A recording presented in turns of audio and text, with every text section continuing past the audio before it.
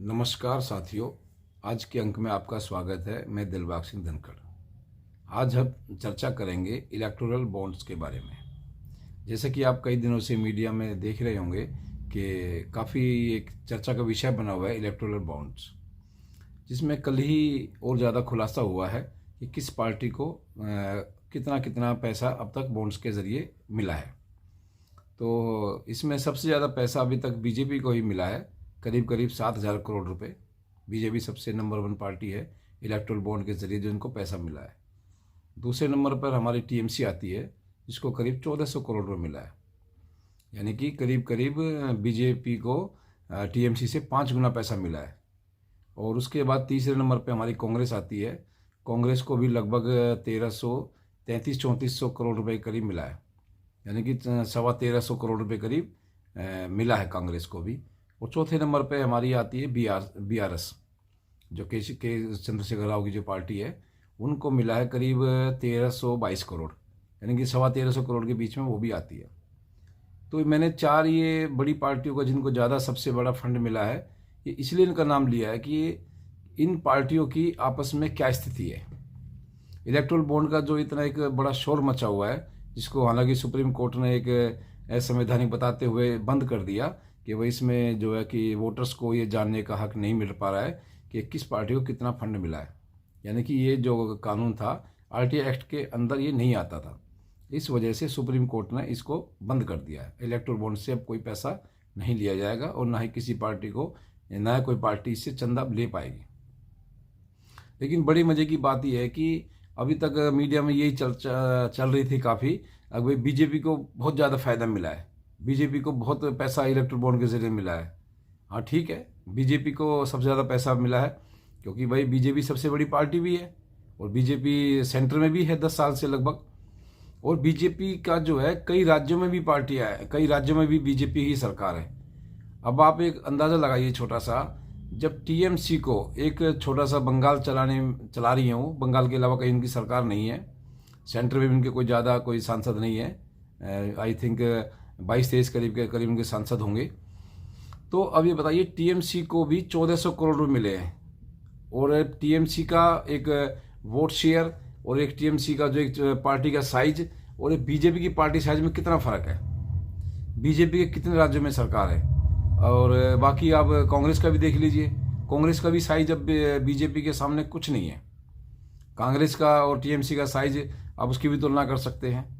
और साथ में बीआरएस की तो कोई पार्टी सरकार ही नहीं है, फिर भी उसको करीब चौथे नंबर पे है वो, और 1325 करोड़ रुपए उनको बॉन्ड के जरिए मिला है।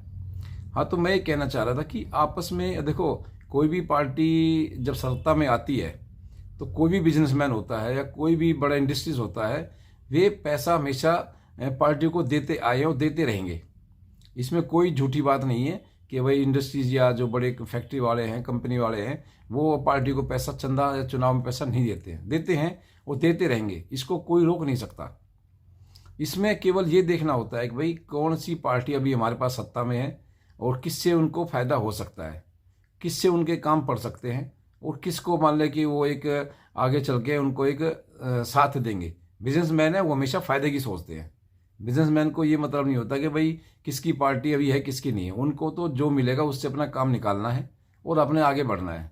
अब किसी भी आप बिजनेसमैन को देख सकते हैं, टाटा है, अंबानी है, अडानी है, और भी बहुत हमारे बिजनेसमैन हैं, वो हर पार्टी को टाइम टू टाइम अपना चंदा देते आए हैं और जैसे जैसे उनको ठीक लगता है उस पार्टी को चंदा देते हैं और अपना काम कराते हैं। इसमें कोई ऐसा नहीं है कि भाई ये कोई एक तरह से गलत प्रथा है।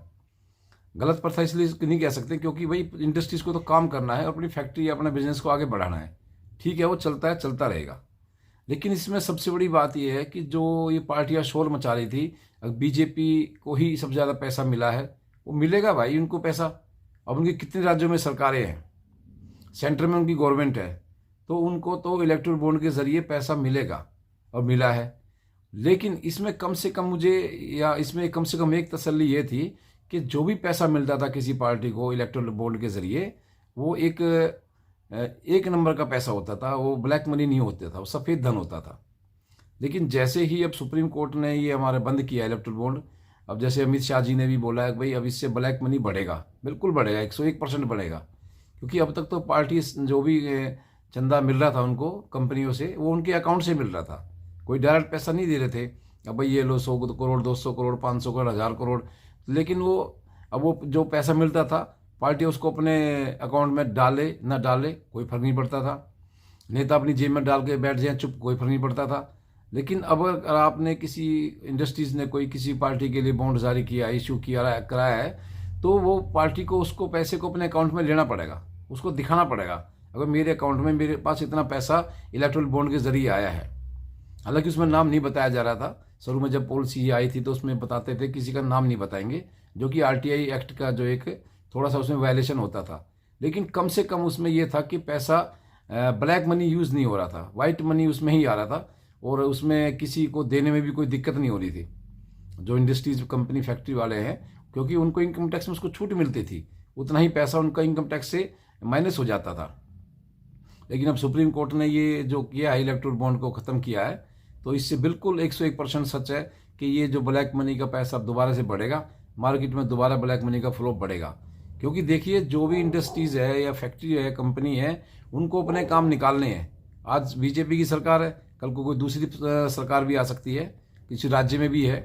अभी जैसे इसमें एक छत्तीसगढ़ में देखिए महादेव ऐप का एक मामला चला हुआ है, उसमें बघेल जी का नाम आ गया है कि बघेल जी ने वहाँ पैसा लेकर के और सट्टा पैसे कंपनियों को उन्होंने वो किया है। तो देखो जहाँ भी इंडस्ट्रीज या कोई फैक्ट्री कंपनी है, उनको अपना काम निकालने के लिए वो देखो राजनीतिक शरण में जरूर जाएंगे, और राजनीतिक शरण में जाने के लिए सीधा मतलब है पैसा देना पड़ेगा, चंदा देना पड़ेगा। लेकिन अभी तक कम से कम इलेक्ट्रल बॉन्ड के जरिए ये तसल्ली होती थी कि भाई ये पैसा अकाउंट से जाएगा, किसी के पर्सनल अकाउंट में नहीं जाएगा, डायरेक्ट कंपनी के अकाउंट से डायरेक्ट पार्टी के अकाउंट में जा रहा है। तो उसमें कोई ऐसा नहीं था कि ब्लैक मनी का उसमें फ्लो बिल्कुल रुक सा गया था। अब काफ़ी पहले एक इंदिरा विकास पत्र एक शुरू हुआ था, हालांकि उसको नाम तो सरकार ने किसी और दूसरी योजना के लिए बताया था, लेकिन बाद में उसका भी काफ़ी एक पैसा जो है, क्योंकि इसमें किसी का नाम नहीं होता था, आप इलेक्ट्रॉनिक बॉन्ड में उसमें इंदिरा विकास पत्र में पैसे लगाओ और वो पैसा किसी को भी आप सर्टिफिकेट पकड़ा दो, उसको इंदिरा विकास पत्र बोलते थे, और वो 5 सालों में लगभग पैसा डबल हो जाता था। तो उसमें भी काफ़ी ब्लैक मनी का एक जो फ्लो था उसके अंदर आया था, और काफ़ी लोगों ने उसमें बहुत पैसा इन्वेस्ट किया था। अभी भी एक आरटीआई से पता चला है करीब 800 करोड़ रुपए आज भी पोस्ट ऑफिस के पास ऐसा पड़ा है जिसका कोई लेने वाला नहीं है। लेकिन इलेक्ट्रल बॉन्ड में ऐसा शायद समस्या नहीं आती, क्योंकि इसको पार्टी अपने साथ साथ बनाती थी, और ये पैसा पार्टी के अकाउंट में जाता था, और पार्टी का एक अकाउंट में जाता था, पार्टी भी एक उसको शो करती थी कि हमारे पास इतना पैसा आया है, कल को उसको भी इनकम टैक्स उसमें लगता है और वो इनकम टैक्स भरती हो पार्टी। अब जैसे अभी इनकम टैक्स का भी ये केस चला हुआ है कांग्रेस का, उसमें भी इनकम टैक्स ने उनकी कुछ अकाउंटों को सीज किया था, बाद में वो मामला चल ही रहा है कोर्ट में भी। लेकिन अगर इस तरह के मामले चलते हैं, इलेक्ट्रल बॉन्ड के जरिए पैसा आता है, तो शायद उसमें इस तरह की समस्याएं आगे भविष्य में ना आए। तो अब इलेक्ट्रल बॉन्ड के जरिए जो एक अच्छी एक मोदी साहब ने एक ट्रांसपेरेंट एक स्कीम लाने की कोशिश की थी, और काफ़ी पैसा इसमें ट्रांसपेरेंट हो भी रहा था। लेकिन अब सुप्रीम कोर्ट के ऑर्डर है, वो मानने पड़ेंगे, उसमें कोई कुछ नहीं कर सकता। अब पता नहीं सुप्रीम कोर्ट ने क्या सोच के ये ऑर्डर पास किए हैं, हमें तो समझ से बाहर है। क्योंकि इसमें कम से कम ब्लैक मनी नहीं इस्तेमाल हो रही थी, पैसा वाइट हो रहा था, डायरेक्ट अकाउंट में जा रहा था, उसमें कोई दिक्कत नहीं है। अब देखिए पार्टियों को तो चंदा अभी भी मिलेगा, उसको कोई रोक नहीं सकता। देखो बिजनेसमैन है, उसको अपना काम निकालना है, चाहे कोई भी पार्टी किसी भी सरकार राज्य में रहेगी, वो पैसा चंदा देंगे और अपना काम कराएंगे। लेकिन इलेक्ट्रल बॉन्ड से कम ये था कि पैसा अकाउंट के जरिए जा रहा था, तो 1 नंबर का पैसा जा रहा था, वो 2 नंबर का पैसा उसमें नहीं बन पा रहा था। तो इस हिसाब से देखिए इलेक्ट्रल बॉन्ड के जरिए जो काफ़ी जो है बीजेपी पर आरोप लगा रहे हैं सब ज़्यादा पैसा उसको मिला है। मिलेगा भाई, क्यों नहीं पैसा मिलेगा उनको? भाई सबसे बड़ी पार्टी है, कई राज्यों में उनकी सरकार है, तो उसको कोई नकार नहीं सकता। जितना ज़्यादा जिसका फैला होगा, जितनी ज़्यादा जो बड़ी जो पार्टी होगी, उसको इतना ज़्यादा चंदा मिलेगा, इसमें तो कोई दो राय है ही नहीं।